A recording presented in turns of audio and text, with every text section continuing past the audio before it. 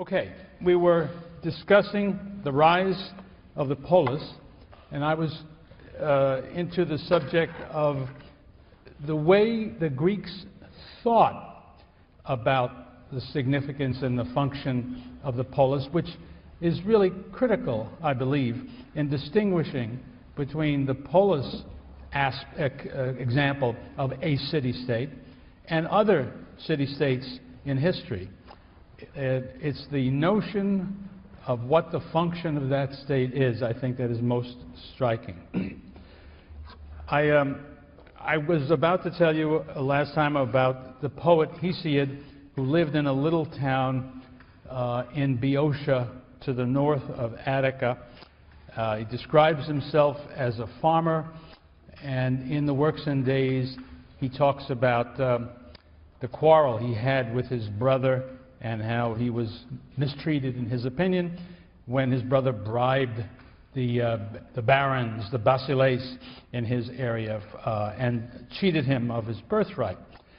And he quotes a kind of a fable. He says, he is a fool, he tells this fable of the hawk and the nightingale, which illustrates really the doctrine of might over right.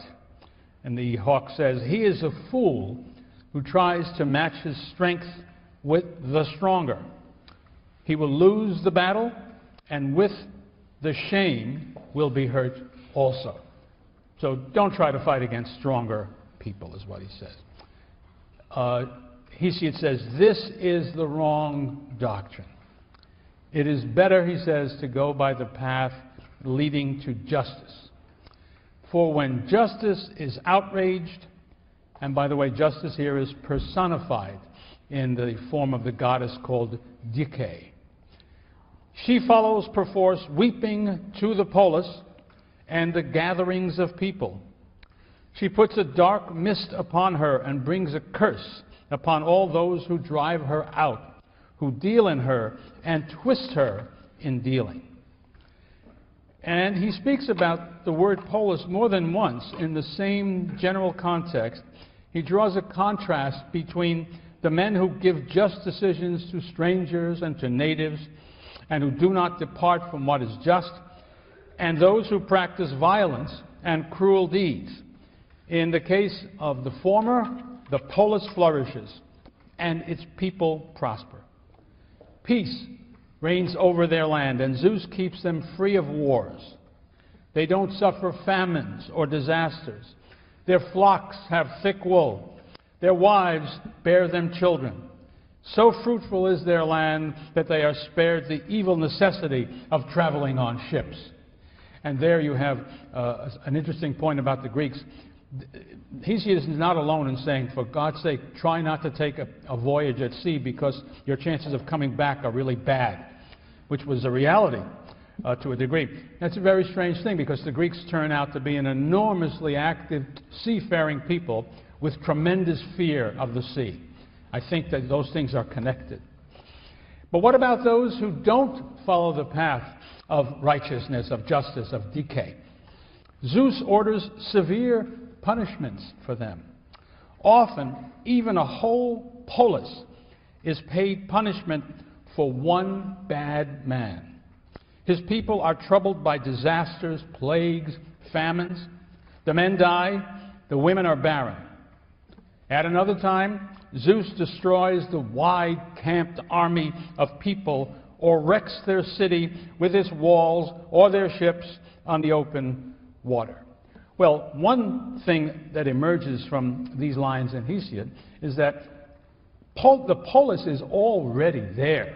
There is no way to talk about what he's talking about in the kinds of settlements that existed before the invention of the polis. And that, I think, is worth mentioning. If our date for him, which is very problematical, but if it's right, roughly, then certainly by 700 BC, there are people who know what polis are. Polis exist. But beyond that, there is the fact that for the Greeks that early, and always, by the way, it remains so, the notion of justice is directly connected with the polis. The only place where justice exists or can exist is in a polis. The only way you can lead a good life is if you live in a polis. And when you do live in a polis, of course, you will have to behave justly because, and this is tremendously important, your behavior doesn't affect just you and your family. It involves the entire community. Remember, even one bad man can ruin a polis. That is a very strong statement about the priority of community.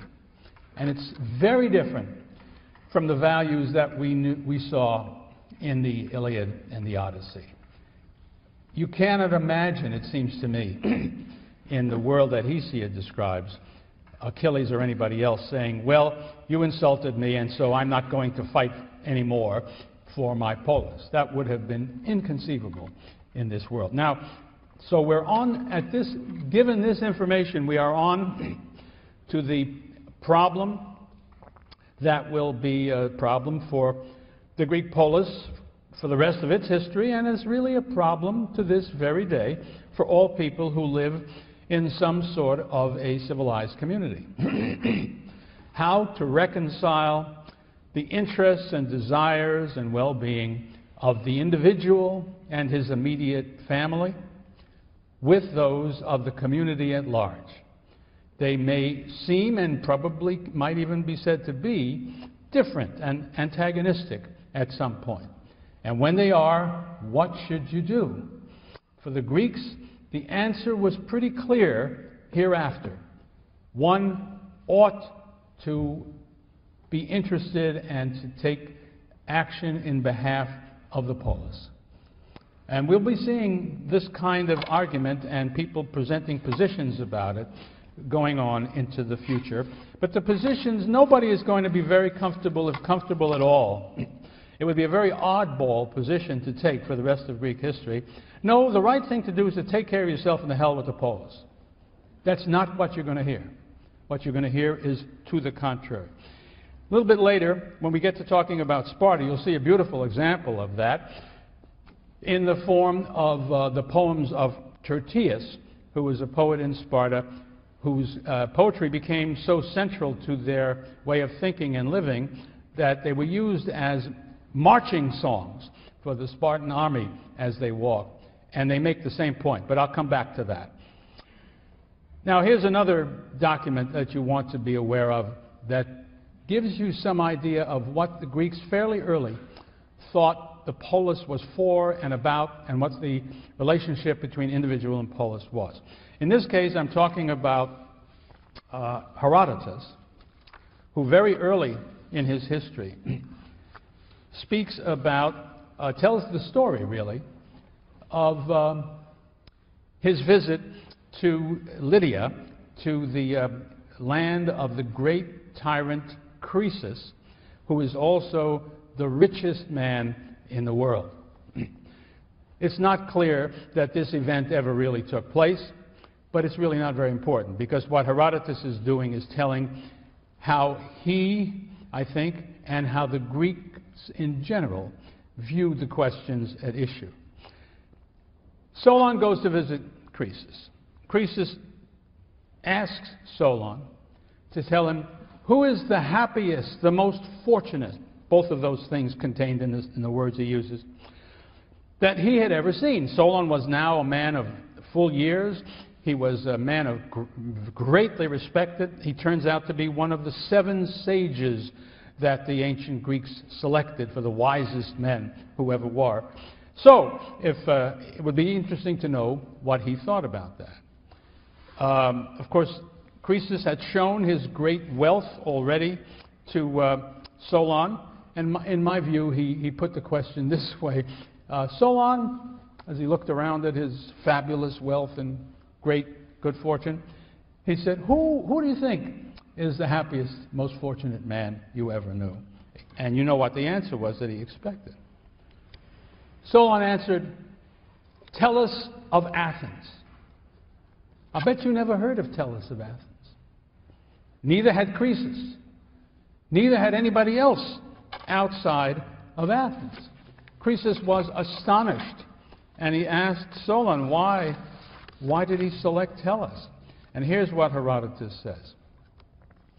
First, because his city was flourishing, that is, his polis, that's the word in Greek, was flourishing in his time. And he himself had sons, both beautiful and good. The words in Greek are kalos kagathos for the singular, kaloi kagathoi, and it's a kind of a formula. It means a gentleman. It means the best kind of person. If a person is kalos kagathos, it means he is good to look at and his soul is excellent. All that you could expect of a person. So he had he had sons, beautiful and good, and he lived to see children born to each of them. And these children all grew up. And further, because after a life spent in what our people look upon as comfort, his end was surpassingly glorious. In a battle between the Athenians and their neighbors near Eleusis, he came to the assistance of his countrymen, routed the foe, and died upon the field most gallantly. The Athenians gave him a public funeral on the spot where he fell and paid him the highest honors. So to summarize, the happiest, the most fortunate man that Solon ever knew was a dead Athenian that nobody ever heard of.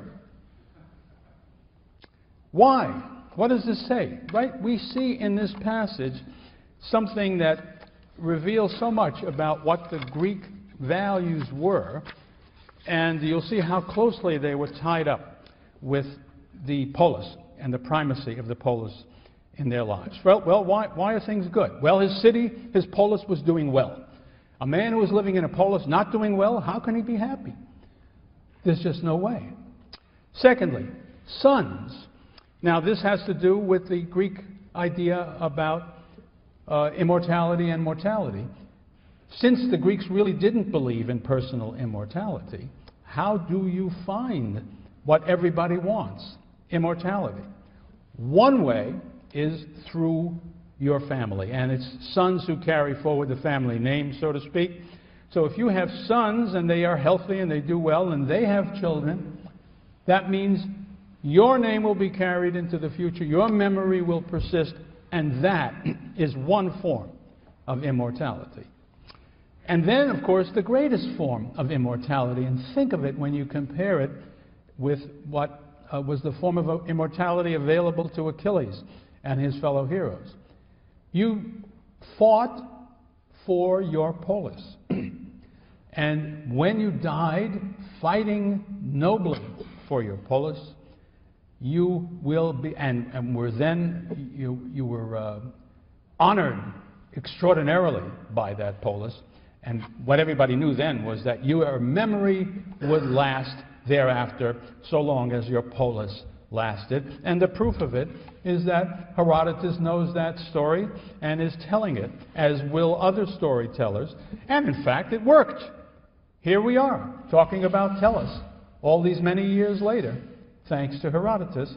But the point is that this form of immortality is available to Tellus because of his place in the polis, because of the deeds he does for the polis. And that is the greatest possible payoff. And there you see something that is, I've been making the case that a polis is a different thing from any other city-state. I'm not aware that any other culture that had city-states had ideas of this kind that helped explain why one was associated with it and cared about it. And the final document I want to use to make the point here comes from precisely the poems of Solon. As we shall see later, Solon will be a very important political figure in Athens, and at a critical moment in Athenian history, the Athenians will give him the honor and the responsibility of being the sole public official and to draw up a new constitution, laws for Athens. Enormously important job. And in the course of doing that, and in the course of defending himself against attacks after he had done it, he wrote what really amount to political pamphlets to defend his actions and to set forth the ideas that lay under his, the actual laws that he had put forward. And, but as you may know, in writing, the earliest kinds of writing, among the Greeks anyway, I think this is not atypical, come not in the form of prose, but in the form of poetry. And that's because people are used to, before they use writing, they are used to remembering things through verse. I don't know if it's true of you, but it certainly is true of people of my generation. The things that they taught us in school when they required us to remember poetry, no matter how we try, we can't forget it. And the stuff that we had to remember that was in prose, no matter how we try, we can't remember it. It's the rhythm. I'll bet even all of you can remember songs that you have known all your life, but not other things. So it's a great mnemonic device. But in any case, that's why Solon's pamphlets are written in poetry, and apparently in really good poetry. And so we have his very words. Here is a fragment from one of his poems. So the public ruin invades the house of each citizen, and the courtyard doors no longer have strength to keep it away. But it overleaps the lofty wall, and though a man runs in and tries to hide in his chamber or closet, it ferrets him out. So my spirit dictates to me. I must tell the Athenians how many evils a city suffers from bad government. The Greek word for that is dysnomia. And how good government, eunomia, displays all neatness and order. And many times she must put shackles on the breakers of laws. Now get this. Eunomia levels rough places, stops glut and greed, takes the force from violence. She dries up the growing flowers of despair as they grow. She straightens out crooked judgments. Remember those crooked judgments that Hesiod complained about? Well, the polis straightens out crooked judgments, gentles the swollen ambitions, and puts an end to acts of divisional strife. She stills the gall of wearisome hate, and under her influence, all life among mankind is harmonious and does well. Wonderful. Where do all these good things come from? From God? No. They come from the polis, when its laws are good, and therefore when the government that it provides is eunomia rather than the opposite. He is making a claim here, which is a very strong, powerful one, but which was characteristic of the Greeks, and I want you to take note of it here. He is giving the law and the polis that gives law. It's not merely a negative thing, the way I think modern ideas about law, as for instance represented in the American Constitution, are, which is to say, its function is to prevent wrongdoing, to punish wrongdoing. It doesn't really, well, let me just say what the polis claims to do here in Homer. It claims actually to shape the character of mankind. The polis makes, a good polis with following good laws, makes its citizens better. It not only defeats wrong, but it creates right. And it creates citizens who behave rightly. This is tremendously important because every Greek state that we know about made the claim that that's what it did. No matter what its constitution was, no matter how these differed from one another, the idea was that the state has to make good men, and that for a city to be good, the men must be good. This is very different. If you think about the American idea as an example of the modern way of thinking about these things, and the notion is we can't do anything, the laws can't do anything about making people better or worse. It takes them as they are, and then it deals with them accordingly. But for the ancient Greeks, that was not enough. You could not, excuse me, if you even think about the Founding Fathers, Madison, Federalist 10, based upon the principle that you can expect that men will do wrong things, and that a good constitution has the role of balancing the wrongs off against each other so as to produce the closest approximation possible to justice. You can only do that by balancing competitive desires that can be thought of as evil. Faction was what they were talking about, and everybody thought faction was bad, but it was inevitable. You couldn't get rid of faction by saying to men, it's not good to be factious. You should think of the whole community at all times. That's not what the American Constitution is about. But it was what the Greek constitutions were about. A polis ought to make men like that. And in fact, there's a great revolution in the political theory presented by the American Constitution, in that it's not the first thing to do it, but it was the first one that was really applied, in turning away, rejecting the possibility that a constitution could make men better. It accepted the premise that men were what they were, and that the state had to control that by various devices. So it's very important to see how different from that the Greek idea was, and what an enormous responsibility the polis was supposed to have. And of course, with that, there had to be an enormous amount of support for the state by the citizens. That's another thing I want to emphasize before I leave this subject, the word citizen. We should not take that for granted. By the way, in Greek, the word citizen is polites, derives from polis. He's somebody who lives in a polis. He's a citizen. Well, there never was a citizen in the world before the polis. There are only subjects, people who are subject either to a god or to the king or to a representative of the god or to a chieftain or whoever. But somebody, in a sense, owns them all. But nobody owns a citizen.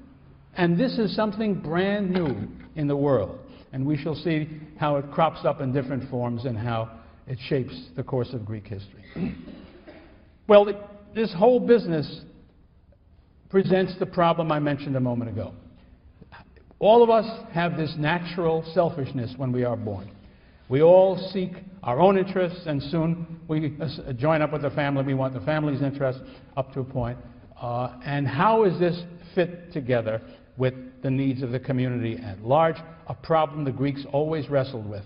But when you get down to the 5th century, and indeed the latter part of the 5th century, there is a marvelous document that you will be reading in Thucydides, the famous funeral oration of Pericles delivered in the winter of 431-30 BC, where in my judgment, one of the great things about Pericles was that he had given a great deal of thought to this problem and presented the best argument he could think of for solving that problem, which was to claim that the individual's highest needs and greatest personal and family goals could be met only through the polis, that his well-being was tied up inextricably with the well-being of the polis. Now, you don't have to buy that, and individuals undoubtedly found the strain too much from time to time, but what's interesting is rather the ideal, the claim, the theory. You cannot truly achieve what you want and need as a human being without being an active and loyal citizen of this great community which you need to achieve what you want in life. It is a claim already, and as you've seen in Aristotle towards the end of the history of the free polis, it is something necessary for mankind. It is the center of his life, and it explains the Greeks' devotion to the independence, to the autonomy of the polis and their desire to beautify it and make it as great as it could possibly be. All of that sounds very nice, and it certainly had very nice aspects to it, but there was, of course, a downside to it as well, which is every polis wanted to be great, and being Greeks, they wanted to be greater than their neighbors. And sometimes that involved conflict, and it often, among the Greeks, did involve war. Now, the Greeks were not unique in history in constantly being at war. That is, if you just examine the history of the human race, so soon as they were sufficiently organized to wage war, they began doing it all the time.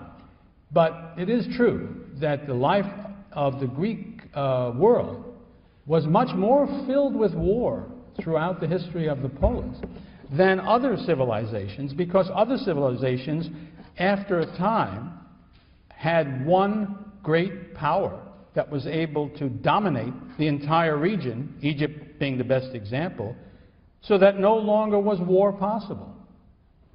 But the flip side of that is, there was also another thing that was impossible: freedom. And in Greece, you have a lot of war, and you have a lot of freedom. And all of that is tied up, I think, very much with the development of this very special thing called the polis.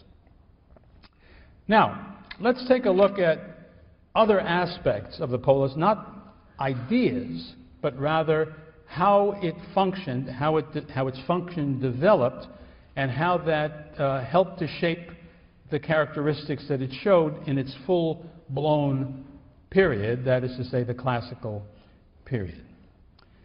I want to talk about, there were really sort of three things that come together. One of them is how the Greeks, in the late Dark Ages and on into the period in which the polis emerges, made their living. And the second has to do with how they fought. And what was my third? There is a third one. Oh yes, and the third is, these are not necessarily in any particular order. And also how they were governed, or rather, how they governed themselves.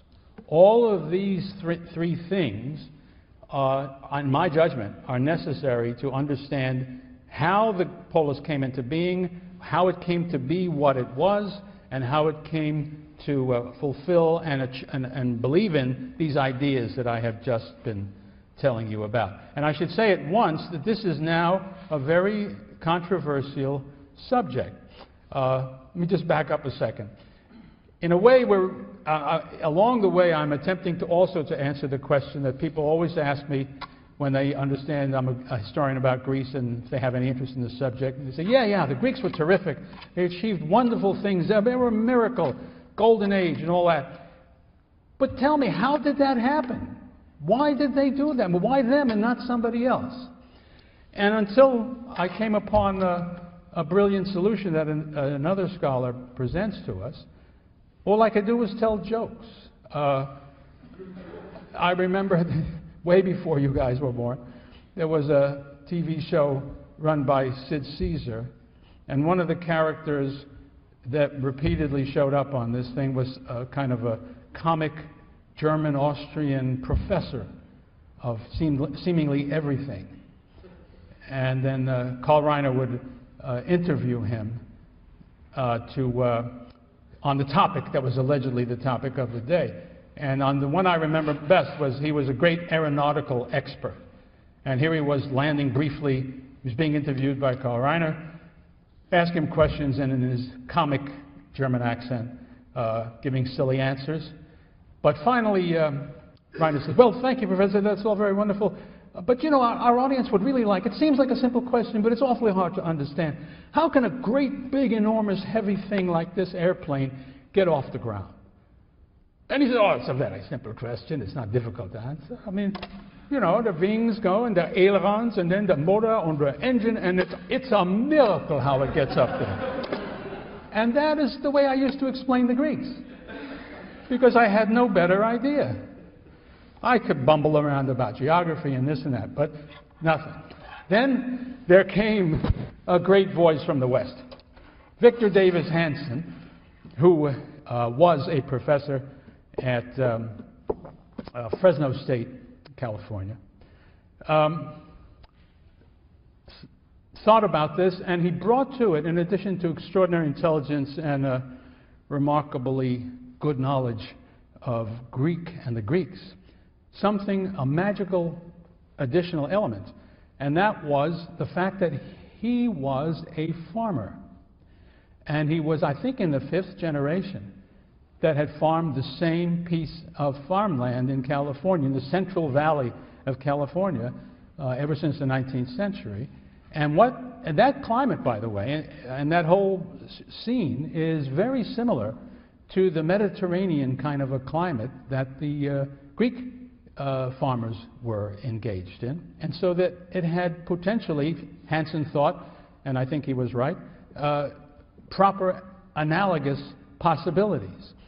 And he came to the conclusion that much could be learned about the development of the polis if one looked at the business of how one farms in these kinds of environments. And I think that turns out to be a great key to understanding what's happening. And everything you hear from me on this subject I learned from Hanson. It is, needless to say, being a bright, brilliant idea that one guy thought of, it has been assaulted on all sides, and there is plenty of controversy about it.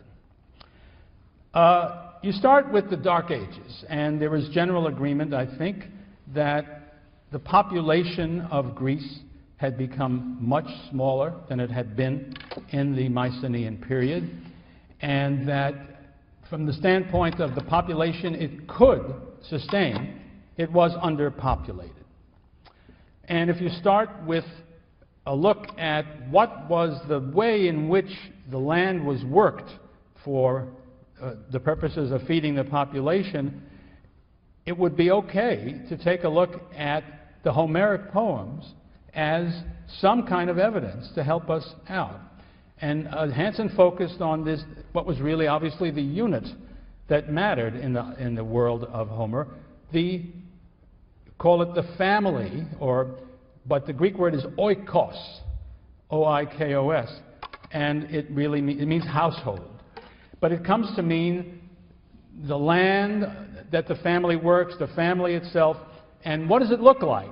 Well, in the Odyssey, there is a very fine example of such a place in the form of the oikos of King Laertes, the father of Odysseus, who somehow is still alive when Odysseus is king, but he is in retirement. And there he is, we see him, nobleman that he is, former king that he is, working the soil. And how he does this is very illuminating.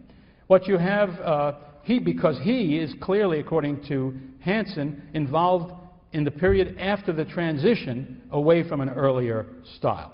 But the earlier style pictures rather large estates by Greek standards, with raiding warrior groups going out to make steal what they can. They are engaged in raising livestock, which in Greece is more likely to be sheep and goats than cattle, but also breeding horses, which are the thing that is very important for the aristocracy for carrying on warfare. Let's flip back a step beyond that to Mycenaean civilization for the purpose of noting the great contrast, the great change. Remember, like the ancient Near Eastern kingdoms, collectivized agriculture, control from the center. The individuals who carry out the farming or the grazing, they are not permitted individual initiative. They are controlled. This civilization, like these other ancient Mediterranean kingdoms, were rather advanced. They knew how to cultivate the grape to make excellent wine. They knew how to cultivate olives to be able to make superb olive oil and how to process them to produce the result. They were engaged in arboriculture. They had fruit trees that produced very well. It was a civilization that was rather advanced in terms of its agricultural skill. They knew the techniques for grafting and improving and domesticating species of grapes and olives particularly. You know, you can't go out there and just plant these things and what comes out is inedible, unusable, until you finally what's the word I want? You have to generate, what do you get when you mix two agricultural things? You have to know how to graft, but what do you get? Hybrids, and in order to improve the category of what you're doing. Well, they could do all that. And that's the knowledge that was in the palace that allowed the kings and his people to send out messages, orders to everybody to do what they did. Now, when the palace civilization collapses, the whole system collapses. That explains in large part why there was such a decline in population, why the Dark Ages were so dark. Lots of poverty, lots of starvation, but also, as I suggested when I spoke of this earlier, also the freedom, if you could make it, to learn and also to grow stronger. Now, it's sometime in that period of the Dark Ages, and Hansen would suggest, I think, probably around the 8th century is the greatest transition. Somehow, the oikos obtains a chunk of land that is understood to belong to it. The Greek word for that is a kleros, K-L-E-R-O-S. And what happens is now the family knows that it has this land. It has it now, it will have it next year. The family will be able to pass it on from father to son so that he can inherit it. And that changes everything. That kind of stability gives promise and is a basis for making every kind of necessary investment in the soil that you are working in order to make it better and more profitable for you. And it's worth it because you and your children will be there to collect it. As Hansen says, thus arose the kleros, or the idea of a privately held plot attached not to any one person, but rather in perpetuity to a single farm family, or oikos.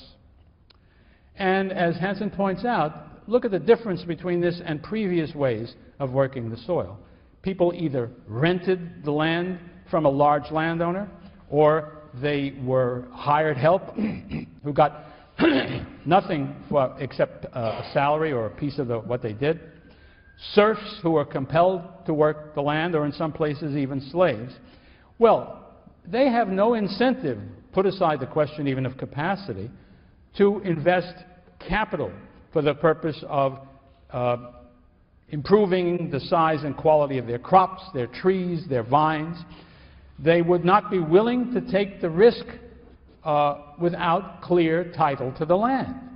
That is the critical thing. Once they have it, and they plant permanent crops, that changes the whole basis of society and the values and the attitudes that go with it. In short, according to Hansen, it is the invention of the family farm that is the critical moment in this very, very important moment in the history of the human race. And there certainly is no example of it that I know of, apart from Greece, when it happens right about this period. You can imagine that this can only happen gradually. None of this happens overnight.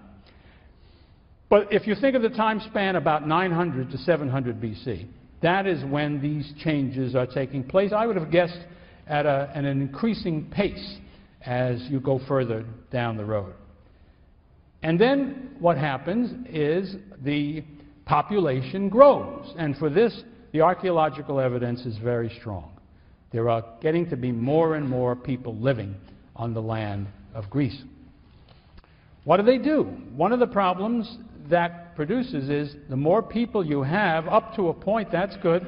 There are more people who can work to increase the production. But beyond that point, there are more people to feed than the production can produce. And that leads to a desire for expansion of the land available for cultivation. Now, there are a couple of ways that can go. One that was certainly important, and again, it's something that Hansen emphasizes, is what he calls internal colonization. It means, you know, the way these things work, when you are engaged in agriculture, it's natural to go first to that soil, to that patch of land, which is known to be likely to produce the best land, the most fertile, the most best product, the most fertile land there is. So that's where they start. But now, when you need more, you can't just say, I only want the best bottom land there is. You move out to some place that nobody bothered to farm before because it wasn't profitable enough, because you need more land. And so marginal land is brought into play with hard work and ingenuity. And one of the things that Hansen emphasizes is so helpful, you've got to be a farmer to understand these things. Not everything that you try works. And the picture, I think the picture he paints of farming reminds us of the picture that Homer paints of human condition as explained in you know, the two jars of Zeus. Most of the luck is bad. It's hard to succeed. And some combination of luck and skill and determination and hard work, all of that will decide which of these farmers will be successful and which will not. And that's an important thing to remember. There will be success and there will be failure. Hansen says, I'm quoting him, the real beginning in the West of individual property holding on a large scale is what he is describing. And he wants to emphasize, Hansen himself has a farm that specializes in grapes for the purpose of producing raisins. I guess all the raisins in the world are produced near Fresno. Isn't that right, Curtis? And he points out that the knowledge of how to do this, of how to grow the kind of grapes you want, viticulture, and also arboriculture. Both of these are learned from Asia. The Asians were ahead, and the end of the isolation of Greece made possible communication, and it allowed this kind of learning. And so you got this picture of some people learning how to do these things very, very well. Everything is farmed in a new way. And let me just give you a picture of what this new farm that Hansen describes is like. There is intensive farming. It's not extensive in the sense, you know, you just have to scatter your stuff over wide fields, the same thing over a great, that's not what it is. Every piece of that soil is necessary. A lot of it can't produce the crop you would most like to grow. So you find another crop that will grow there that can be useful. That's the picture. So you have varied crops. Among them, these are the ones that are typical of a Mediterranean climate. Everybody needs grain. Bread is the staff of life, as you have been rightly told. But so you try. If you can grow grain on your land, you grow it where you can. If not, you have to get it elsewhere.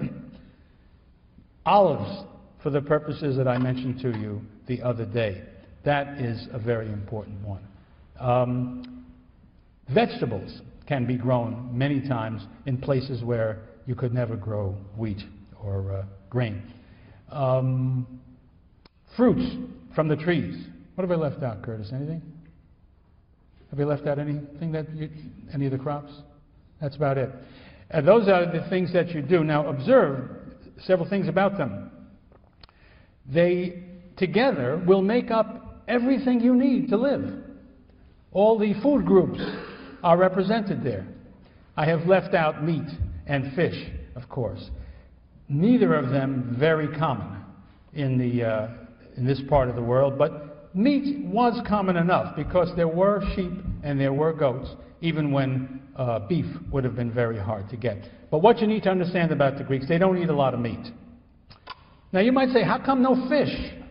I mean, they're surrounded by water everywhere you look. Well, guess what? Turns out fish don't live everywhere in the water. And they don't live very much around Greece, it turns out. I don't mean no fish, but no sort of major schools of fish. This is not the banks of Newfoundland. And the Greeks do eat fish, but not a lot. So their diet is a little bit of that, some of their protein from that, then bread, olive oil, fruit, vegetables, cheese, milk, those kinds of things they can do.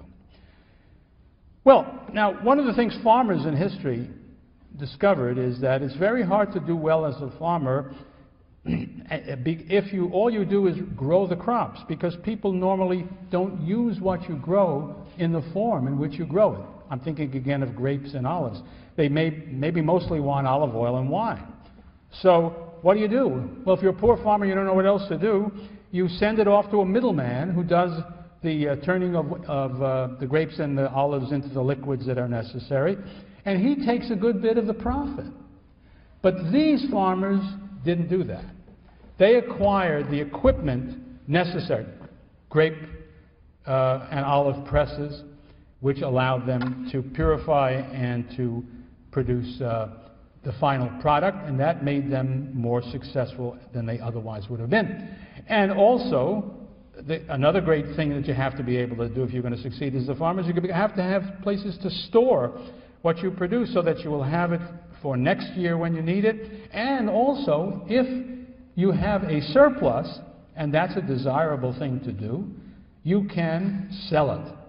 Probably in the early days, this was largely a question of barter. You could trade it in for those things that you didn't make yourself and needed. But in any case, it is a profit. But it's no good if it's going to spoil. And so it's important to realize the role of ceramics, the need to make storage jars that could be sealed very well and preserve the stuff for a very long time. And indeed, they did that.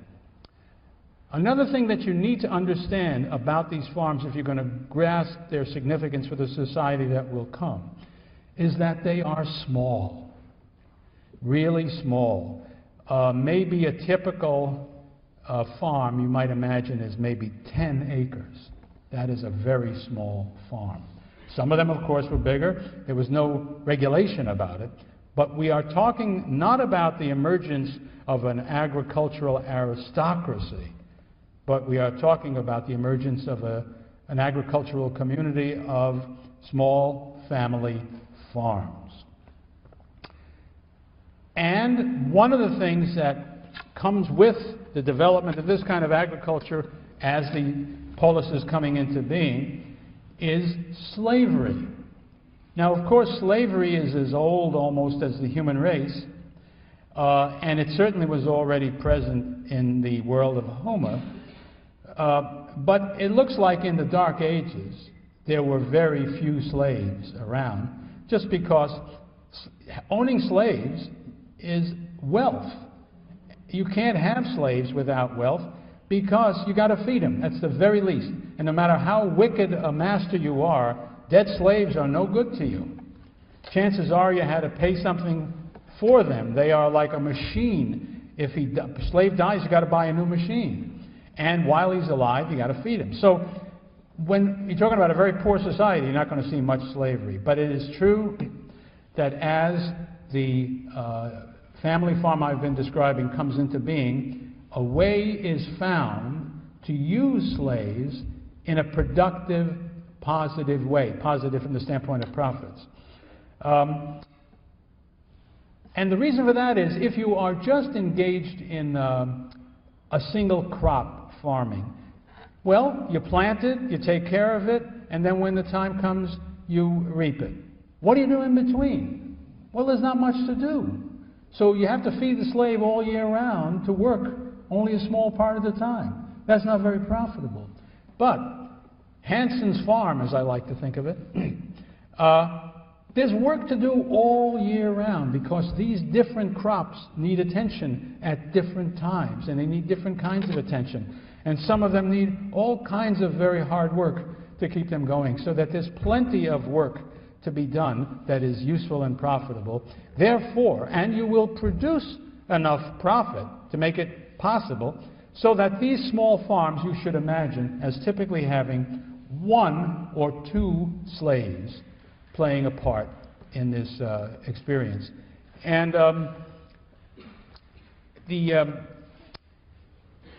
the funny, I mean, you should not imagine, when I say slaves, just take out of your mind the plantations of the Old South. Because when you only have 1 or 2 slaves, the master is working right alongside them, doing exactly the same work that they are doing, and also instructing them and telling them what's what. It's probably, if you want to really understand this in a practical sense, it's more as though these guys are hired hands. I mean, they live around, they live in the house, they get fed probably with everybody else, they work with the master, the difference being that they are slaves rather than free men. And that's one of the funny things, is that the emergence of this family farm gives rise to the polis's character as a land in which there is a citizenry, which is to say free men who rule themselves. So the polis will see the invention of freedom in this way, and oddly enough it is accompanied by the growth of slavery at the same time. Both slavery and freedom come along at the same time in the Greek world. One of the interesting documents we have is a fragmentary inscription from the island of Chios. I think it's in the 8th century. That Hansen points out is relevant here. On it there is a little language, and it's obvious it's talking about some kind of a town council. This is the first time we have such a reference.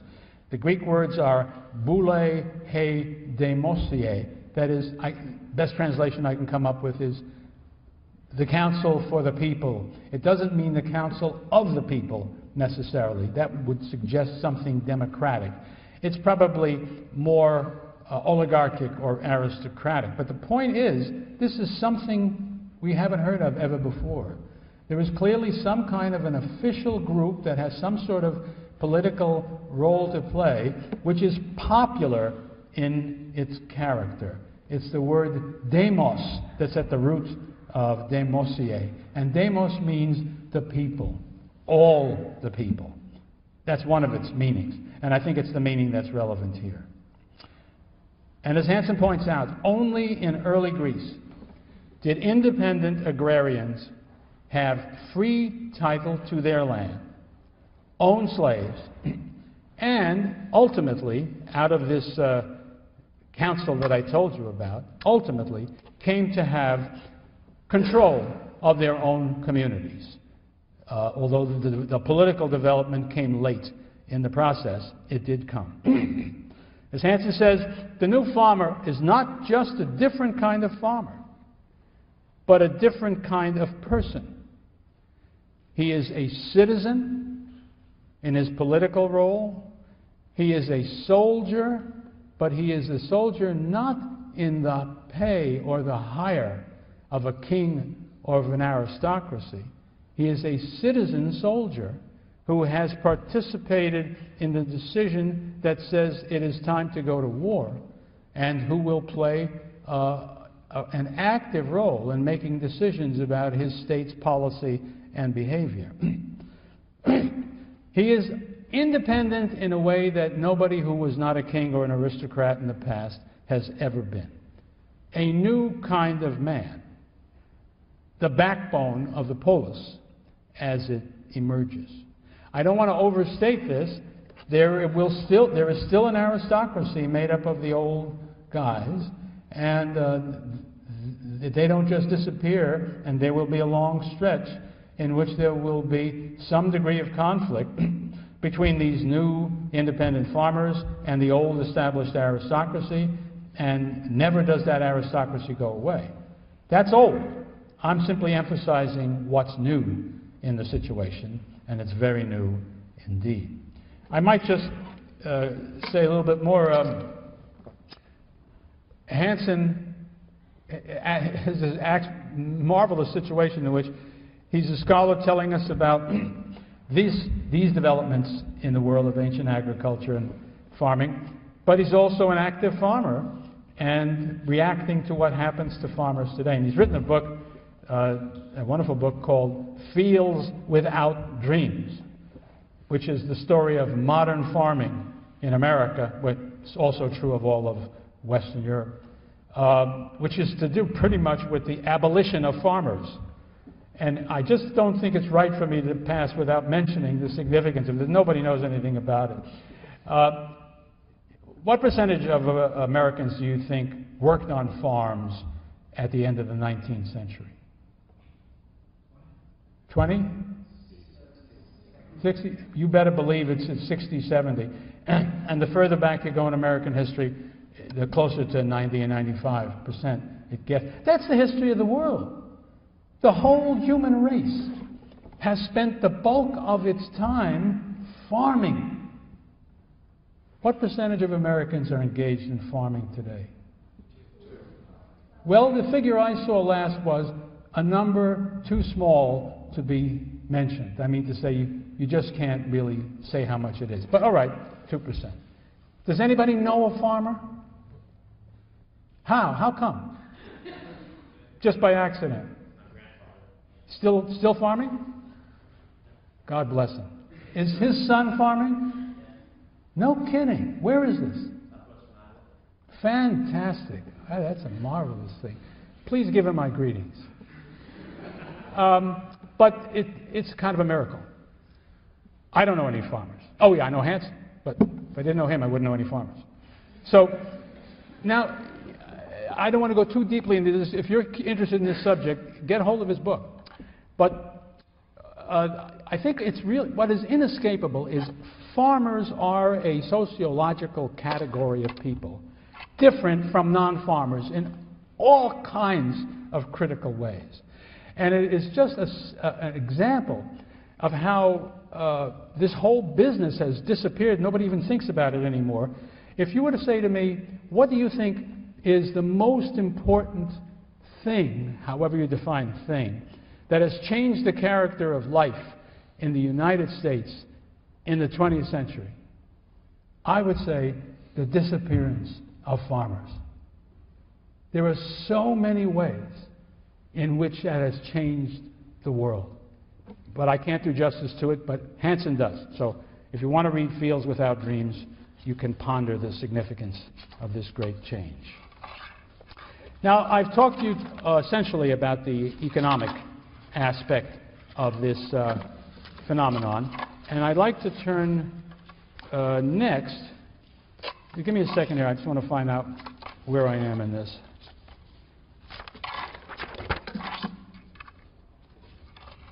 Right. These are all my proofs to tell you, to support all the things that I've already told you, but I'm not going to bother proving it. It'll take too long. Well, I guess the next thing I might mention is in the area of politics. If you look at the world of Mycenae, once again, we've already seen this, you have a despotism of some kind. You have some kind of a lord, I mean a king, if for lack of a better name, a monarch, who fundamentally rules, and everybody is subject to him. He has an aristocracy around him, he has a lot kind of helpers, but he's the boss. And that's what you see in the world everywhere else. After that, if you examine as best we can the cities of the Dark Ages and ask what kind of government, if you want to use that word, would these communities have had, you probably wouldn't do badly if you looked at the Odyssey for the best clues you could find. Of course, they won't be perfect. You know this mixed character of the world of Homer. But still, if you look at the world of Odysseus, his home, what's going on in Ithaca, there are some valuable clues. There is somebody who, in that world, called a Basileus, I should say. No, yeah, Basileus, right? Who is a single individual who is understood to be superior in some way to everybody else. However, he's not very superior to everybody else. He has all of these noblemen around him, all of whom claim to be Basileus, you recall. And what a fair way to put this would be that this is largely an aristocratic society. That was our conclusion after we looked at the poems of Homer. And I think that's what continues, even after that's the world that shows up after Mycenae. People who had power by virtue of their wealth, by virtue of their personal physical strength maybe, by virtue of their descent, because people always have theories about individuals in their society, early societies, who were born to the purple, so to speak. But whatever the criteria were, and birth always was a critical criterion in the days of the aristocracies, you would have aristocracies who would have the practical, the de facto control of things. Well, by definition, an aristocracy is plural, not singular, so how do you make decisions in an aristocracy? And the answer typically is a council. I use the word council, the Greek word is boule, and not assembly, which in Greek comes to be called ekklesia,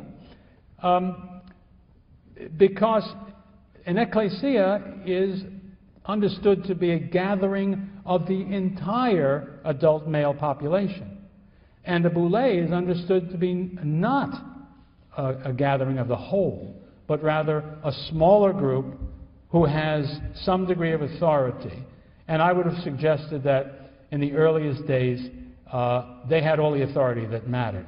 However, it's interesting, these Greek communities from a very early time seem to have been different from Mycenaean kinds of things by virtue of the fact that the men who fought in the army always seemed to have had to be consulted when it came to a question of fighting.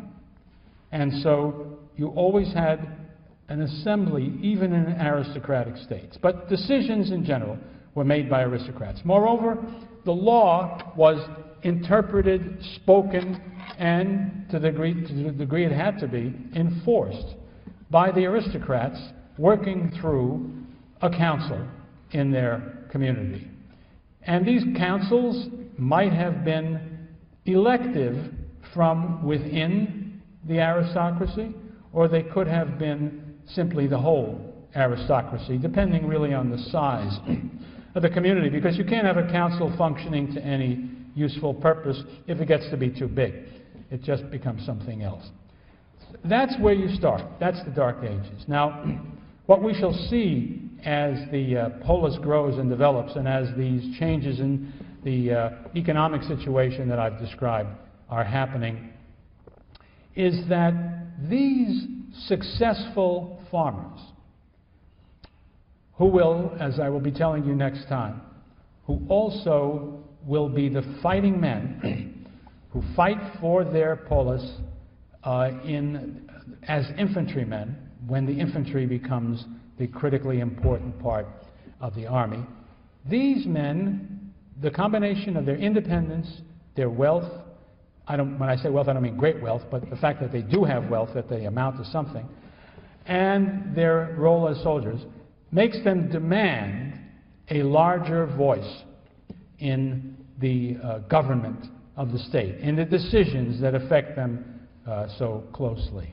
And so there will be a whole, I'm looking ahead now, projecting into some topics that we'll explore more closely later, but they will be finding different ways to insist on their inclusion. And the results will be different in every state. And sometimes the old aristocracy will be able to hold on for a very long time and to suppress any attempt to change things. Other times, and this will be widespread in certain places and will be very significant, the dissatisfied people in the society, mainly these farmers I'm talking about, will get together and perhaps fix on some discontented aristocratic individuals, and most particularly pick some aristocrat who has distinguished himself typically as a soldier, as a leader of troops, and engage really in what amounts to a kind of a revolution, or at least a coup, and bring about a kind of a different kind of a monarchy, which the Greeks called a tyranny. And when these tyrannies take place, they last for different periods of time, but when the tyrant is removed, what follows after that is there is never again in that town one-man rule of any kind. Either what is established after the tyranny is an oligarchy, but notice I didn't say aristocracy. An oligarchy just means rule of the few, but as we shall see, what changes is it is no longer the rule of those few who are born in the right place. It will be based upon the wealth of those people, and that means that the newly wealthy or the reasonably well off will participate in their government. And the form of government which is oligarchy will be, throughout the classical period, the most characteristic form of government in Greek city-states. When democracy is invented, it will have its moment and it will spread, and there will be numerous democracies, but they will never be the majority of the polis. Your typical polis will be a kind of a Hanson farmer outfit, where people from that class and up will participate in politics, will be the governing bodies in their state. They will be the ones who continue to fight in that infantry that is decisive for the state, and they will be the ones who make decisions, and the people poorer than they will be excluded. So it's very important to realize that these family farmers who are successful do not necessarily lead to democracy. Indeed, I want to emphasize again, it is an unusual outcome when they end up with democracy. So now we've said something about the economic change and something about the political change, and next hour I'll start with the story of the military change that has so many significant consequences. Okay.